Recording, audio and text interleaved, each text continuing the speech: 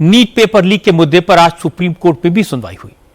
इस मामले में सुप्रीम कोर्ट ने सरकार से सख्त सवाल पूछे।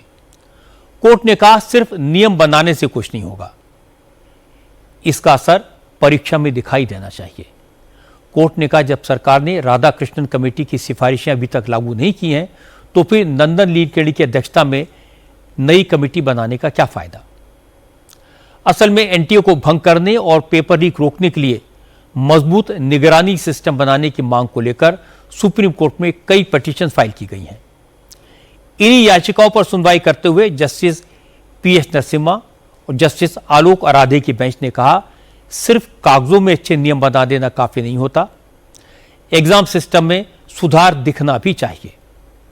कोर्ट ने कहा कि एग्जाम कैसे कंडक्ट कराए जाएं, यह बात एनटीए को यूपीएससी से सीखनी चाहिए, जो बिना किसी गड़बड़ी के कई साल से लगातार एग्जाम करा रहा है। कोर्ट ने कहा नई टेक्नोलॉजी समझने वाले अफसरों को एनटीए में शामिल किया जाए और अनुभवी अधिकारियों का बार बार ट्रांसफर न किया जाए। कोर्ट ने कहा कि वो नीट परीक्षा पर एनटीए के काम की निगरानी करते रहेंगे, क्योंकि वो लाखों छात्रों के साथ अन्याय होते हुए नहीं देख सकते। आज कोर्ट ने भी जो है उन सजेशंस को मानते हुए जो एफिडेविट में लूप होल्स थे, क्योंकि जो एफिडेविट उन्होंने फाइल किया है उसमें जो राधाकृष्णन कमेटी है उसके मैक्सिमम रिकमेंडेशंस को उन्होंने फॉलो नहीं किया है, जिसपे आज जो है सुप्रीम कोर्ट ने इन्फोर्स करते हुए ये ऑर्डर किया है कि जो राधाकृष्णन कमेटी है उसको जो है स्ट्रिक्टली फॉलो किया जाए। एक इंस्टीट्यूशनल मेमोरी है ये जो है उसको बनाया जाए कि जिससे फ्यूचर में इस तरीके की कोई चीजें ना हो। साथ ही साथ जो है कोर्ट ने इस पे ज्यादा फोकस किया कि एक परमानेंट सोल्यूशन जो है इसका होना चाहिए। ऐसा नहीं है कि आप एक के बाद एक कमेटी लेते आए और जो है प्रॉब्लम्स वहीं की वहीं रह जाए। मेजरली जो राधाकृष्णन कमेटी उसमें मैक्सिमम सारी चीजें कवर है, लेकिन एफिडेविट की अगर बात की जाए जो गवर्नमेंट ऑफ इंडिया की तरफ से एफिडेविट फाइल हुआ था उसमें राधाकृष्णन कमेटी को बहुत ही कम, मतलब एक तरीके से अगर देखा जाए तो उनकी कमेटी के जो रिकमेंडेशंस हैं उसको प्रॉपर्ली फॉलो नहीं किया गया था। नीट पर सुनवाई के दौरान आज सुप्रीम कोर्ट में बार बार राधाकृष्णन कमेटी का जिक्र आया। कोर्ट को बताया गया कि सरकार ने एनटीए में सुधार के लिए, एग्जाम सिस्टम को फुल प्रूफ बनाने के लिए, सुझाव देने के लिए एक्सपर्ट कमेटी का गठन कर दिया है। लेकिन हकीकत यह है कि सरकार ने 2024 में पेपर लीक के बाद जो राधाकृष्णन कमेटी बनाई थी उस कमेटी की सिफारिशें अभी तक लागू नहीं की गई हैं। इस पर सुप्रीम कोर्ट ने नाराजगी जाहिर की। पिटिशनर का तर्क है अगर राधाकृष्णन कमेटी की रिकमेंडेशन लागू की जाती तो नीट एग्जाम में गड़बड़ियां नहीं होती। राधाकृष्णन कमेटी ने जेईई की तरह नीट का एग्जाम भी 2 फेज में कराने की बात कही थी। छात्रों पर एग्जाम का प्रेशर कम करने के लिए ज्यादा मौके देने की सिफारिश की थी। कमेटी ने कहा था कि एग्जाम हाइब्रिड मॉडल में कराया जाए, क्वेश्चन पेपर डिजिटल तरीके से सेंटर तक भेजे जाएं और कैंडिडेट ओएमआर शीट ऑफलाइन तरीके से भरें। नीट का exam computer based test mode में हो, प्राइवेट टेस्ट सेंटर पर निर्भरता कम की जाए और एनटीए कंट्रोल सेंटर बढ़ाए जाएं।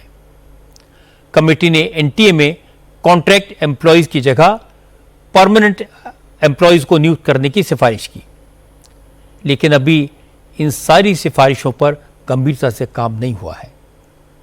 हालांकि सरकार की तरफ से सॉलिसिटर जनरल तुषार मेहता ने सुप्रीम कोर्ट में कहा कि राधाकृष्णन कमेटी की सिफारिशों पर काम हुआ है, एनटी का एग्जाम सिस्टम फुल प्रूफ है। तुषार मेहता ने कोर्ट के सामने 10 पॉइंट रखे। पेपर सेट करने का सिस्टम बदला गया है, कई एक्सपर्ट मिलकर क्वेश्चन पेपर बनाते हैं, फिर इस क्वेश्चन बैंक से 100 सवाल चुनकर पेपर्स के 4 अलग अलग सेट तैयार होते हैं। एनटीए महानिदेशक इनमें से पेपर के सेट को फाइनल करते हैं। किसी को पहले से पता नहीं होता कि अंतिम पेपर कौन सा होगा। 500 सवालों का क्वेश्चन बैंक 13 लैंग्वेजेस में तैयार होता है और ट्रांसलेशन का काम एक्सपर्ट करते हैं। पेपर छपने के लिए 2 प्रिंटिंग प्रेस में भेजे जाते हैं, वहां सीसीटीवी और सीआईएसएफ की निगरानी रहती है। प्रिंटिंग प्रेस के मालिक को भी पता नहीं होता कि पेपर किस परीक्षा का है। तुषार मेहता ने कोर्ट को बताया कि जिस बॉक्स में पेपर रखे जाते हैं वो डिजिटल चाबी और कोड से खुलता है। इसका कोड सिर्फ एनटीए के डीजी के पास होता है। हर पैकेट में अलग अलग सीरियल नंबर वाले पेपर का सेट होता है। फिर पेपर के 2 सेट अलग अलग बैंकों में स्ट्रांग रूम्स में रखे जाते हैं। पेपर ट्रांसपोर्ट करने वाली गाड़ियों को जीपीएस से ट्रैक किया जाता है। पेपर का बॉक्स एग्जाम शुरू होने से पहले 2 स्टूडेंट्स के सामने खोला जाता है। पूरे प्रोसेस की वीडियो रिकॉर्डिंग होती है, इसलिए पेपर लीक की गुंजाइश नहीं है। लेकिन पिटिशनर का तर्क है कि अगर पेपर लीक रोकने के लिए इतनी तगड़ी व्यवस्था है तो फिर 2 साल में 2 बार पेपर लीक कैसे हुआ। हमने आईआईटी का एग्जाम्पल दिया है जहाँ भी 16 लाख लोग एग्ज़ाम देते हैं और वहाँ भी सारा कंप्यूटर बेस्ड एग्ज़ाम इतने सालों से हो रहा है, तो उसका एग्जाम्पल भी हमने अपने सजेशंस में दिया है। कोर्ट ने आज काफ़ी इंपॉर्टेंट डायरेक्शंस दिए हैं यूनियन को और एनटीए को। कोर्ट ने बहुत गंभीर तौर पर एम्फेसिस करा है इंस्टीट्यूशनलाइजेशन ऑफ एनटीए का।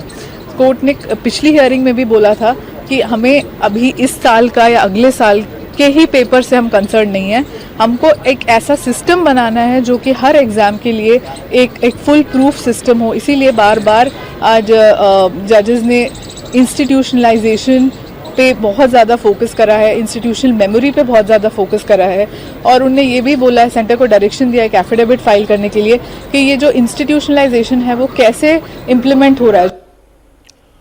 कोर्ट में सरकार का ये दावा कि एनटीए का एग्जाम सिस्टम फुल प्रूफ है बिल्कुल बेकार की बात है, क्योंकि अगर सिस्टम फुल प्रूफ है तो लीकेज कैसे हुआ।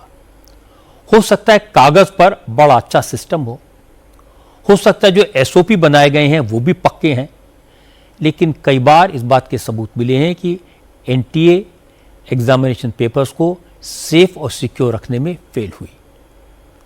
सवाल सिर्फ नीट पेपर के लीक का नहीं है, सवाल एनटीए के पूरे सिस्टम का है।